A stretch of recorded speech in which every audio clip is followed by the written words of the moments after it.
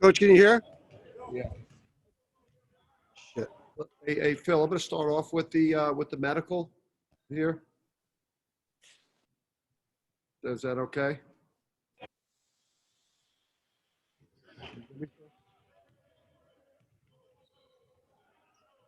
Hello? You guys hear me? Yes.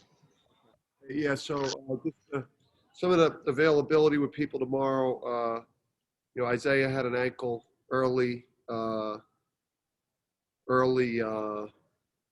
first half versus Providence. He's been limited. But we expect him to be able to play. Always been limited. Didn't do anything yesterday. Tyrese on Thursday rolled an ankle in a shooting drill. He's been out the last two days. He's been out of practice, hasn't been able to do anything. So he'll be a game time decision. It's a coin toss with him. I think both him and Isaiah I think are likely to play, but and soldier on. But Tyrese is more concerning than Isaiah. A Cook is back tomorrow, healed from the shin, so he's a go tomorrow, back in the mix. And Book Night will not be available for tomorrow's game. Go ahead, Gav. Dan, with some of the guys kind of beat up a little bit, what kind of adjustments do you have to make, or is you just kind of see what they can give you tomorrow? Yeah, I think just kind of see what they can give us. I think we were thinking, start Andre, get Andre in there, get Andre in there to start this one anyway. So it gives us an opportunity to get him out there, get his first college start, and we'll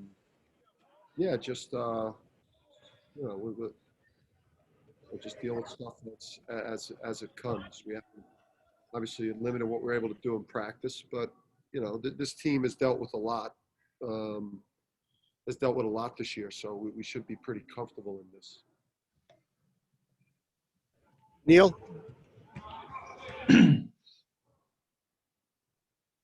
Dan, did James have any kind of setback, or was it just you kind of have like a more definitive idea of when he might come back from the doctor this week or last week? Yeah, I mean, as of right now, he's in practice. He can go and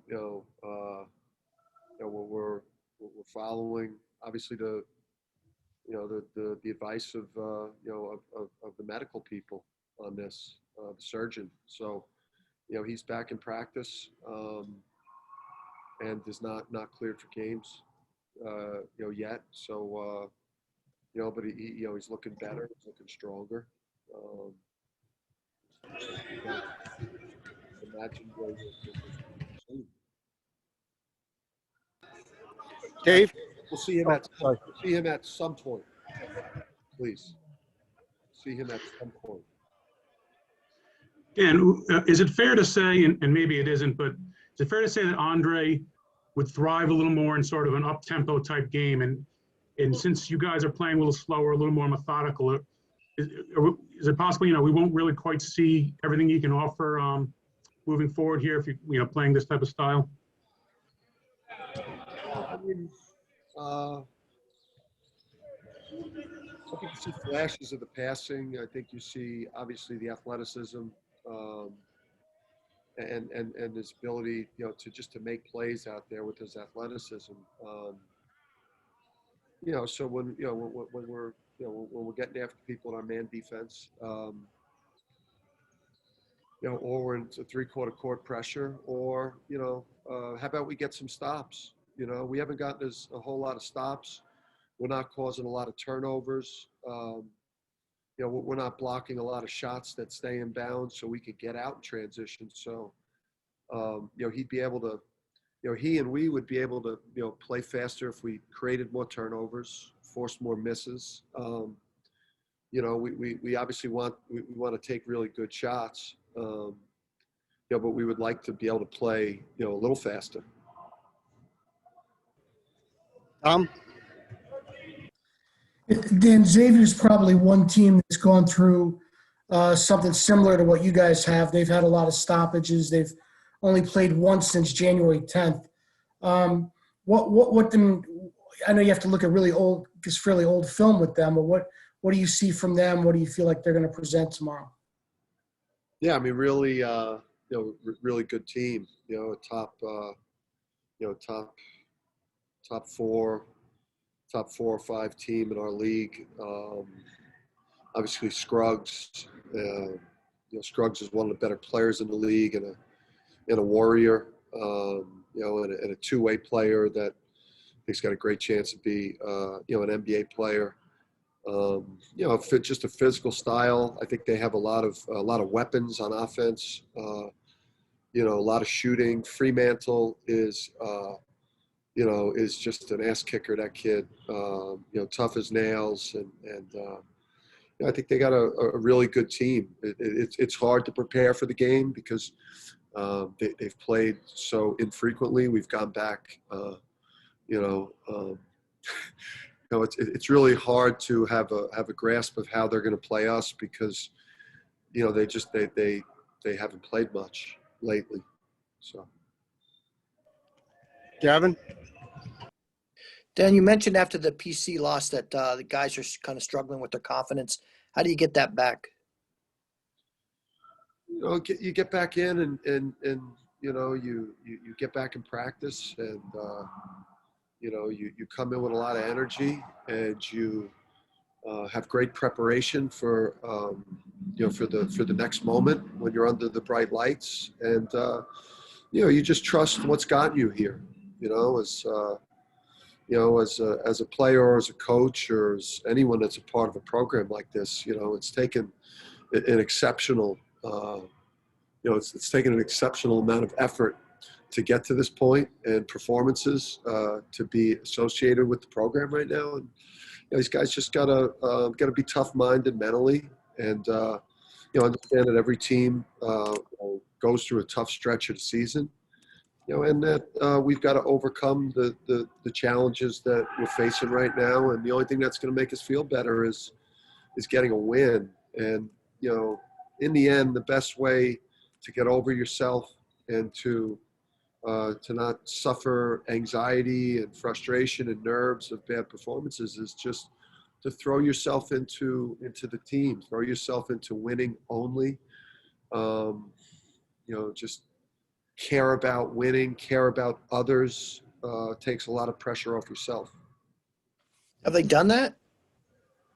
Yeah, the guys have been good. I mean, listen, it's a lot of, when you watch the film of the other night and you watch the film coming out of some of these losses, the film doesn't lie. It always tells the story of the game. And, I think that there's another level, especially under the, current circumstances of what we've dealt with up to this point with injuries is there's another level of desperation that we've got to get to in terms of loose balls, in terms of tracking down long rebounds, in terms of sacrificing our body. Again, there's a path to victory for us in these games, but and I think we play hard, but I think that there's a level of desperation that we've got to get to tomorrow at noon to have a chance to win. Roger, Cleveland? And what is it that you're most confident about now offensively until Book can come back? Is there something that you truly believe can come out of this team offensively and show itself? Yeah, I think, I think we got to continue to try to pound the ball inside. With Adama, I think we've got to try to try to get Isaiah. It's not necessarily his bread and butter, but trying to get him more opportunities in the post. So just trying to get the ball inside more. And then just trying to, I guess, the last couple of days, because there's not a guy right now that we could go to that's gonna bail us out, or that we could just run things for, that's just gonna take over. We've got to do it collectively right now. We've got to have good ball movement, or better ball movement. We got to have better player movement. We got to get into things earlier in the clock. I mean, there's things that we've got to do to give ourselves a better chance. But you take one of the most dynamic players in the country off of anyone's group. It's not going to look the same. Dave, go ahead. It's just as far as a Cook goes, is it fair to say that, still somewhat limited minutes for him tomorrow? You know what? He had a shin, which really set him back,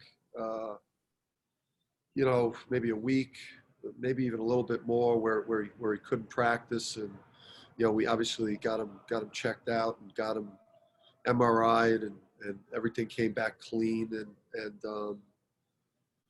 he's had this team needs, an infusion of energy. I think Dre is going to give us that. I think Adama gives us that with his confidence. Cook's got a tremendous spirit out there. Obviously, he's less than 12 months out from his, in terms of recovery from the injury. So Cook's not going to come back and save us, but he's looked better in practice since he's returned from the shin. So I think you have to, have fair expectations for a guy that's less than a year away from Achilles. But how well he performs is gonna dictate his minutes. Because we're searching right now. Charlotte? Hey, Dan, kind of just to follow up on that, have you seen anyone, I guess, step up in practice over the last few days, especially with the injuries, maybe in terms of like leadership, just trying to get the team together and rally ahead for tomorrow, talking about that energy that you need? Yeah, I mean, Andre's been great. I mean, Andre's a natural leader. I don't think I've had a captain. When I was at Rhode Island, I had, 10 captains my last year. So, I've never really, given that mantle to a player, but his enthusiasm and, his attention to detail, his passion for the game, and he's like a pretty impressive guy that way. For a young player too, he's had the loudest voice in practice. Really for the last several days, really since he's been thrown into the mix here, coming off the injury. Adama's got tremendous, quiet leadership ability. He does it through his work.